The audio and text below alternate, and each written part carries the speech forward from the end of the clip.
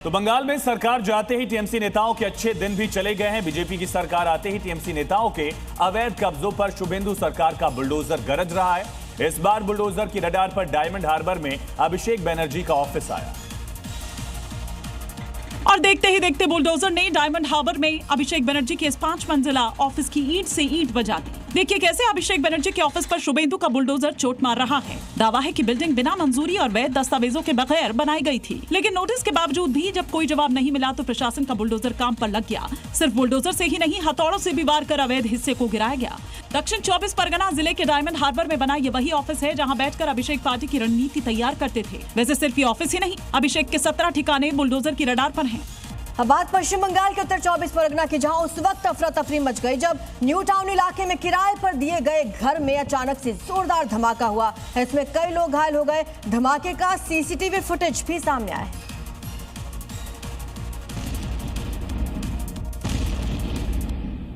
अचानक हुए धमाके से न्यू टाउन का राजारहाट इलाका पूरी तरह से दहल गया और डर के मारे लोग घरों से बाहर निकल आए। धमाके में एक शख्स गंभीर रूप से घायल हो गया।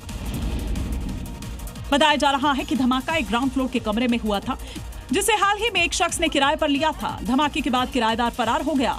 वहीं मौके पर पहुंची पुलिस ने 2 लोगों को हिरासत में ले लिया है। साथ ही मौके से 2 जिंदा देसी बम बरामद किए गए। आशंका जताई जा रही है कि कमरे का इस्तेमाल विस्फोटक सामग्री छिपाने के लिए किया जा रहा था।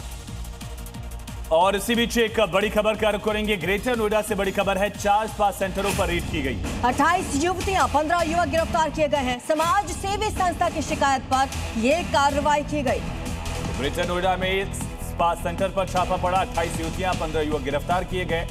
यहाँ अवैध काम किए जा रहे थे, इसको लेकर शिकायत की गई थी। इसके बाद पुलिस ने रेड की, गिरफ्तार किया इन सभी। तो बताया जा रहा है कि एक समाज सेवी संस्था की शिकायत पर यह रेड की गई।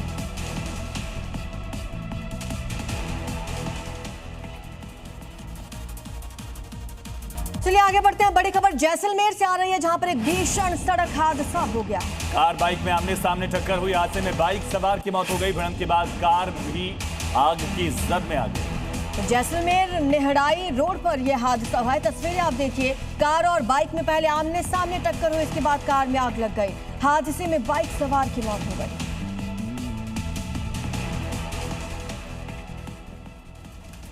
यूपी में अपराध पर जीरो टॉलरेंस की नीति है और इसी का डर दिखाकर बांदा में कुछ बदमाश फर्जी अधिकारी बनकर वसूली की दुकान चला रहे थे। ये सड़कों पर ऑटो, ई रिक्शा और दूसरे वाहनों को रोकते, फिटनेस में कमी निकालते, उनसे रुपए ऐंठा करते थे। अवैध वसूली धंधा चलाने वाले इन 4 आरोपियों में से कोई खुद को एसडीएम बताता और बड़े साहब बनकर किनारे खड़ा रहता, तो उसके बाकी गुर्गे आरटीओ, माइंस अधिकारी बन जाते थे और ऑटो वालों को रोककर उन्हें धमकाते थे। आरोपी वाहनों को रोकते, तस्वीरें खींचते और चालान का डर दिखाकर वसूली करते थे। ये इतने शातिर थे कि अपने वाहन की बोनट पर फाइल, फर्जी दस्तावेज और लैपटॉप रखकर असली होने का भ्रम पैदा करते, लेकिन पूछताछ और जांच में फंस गए।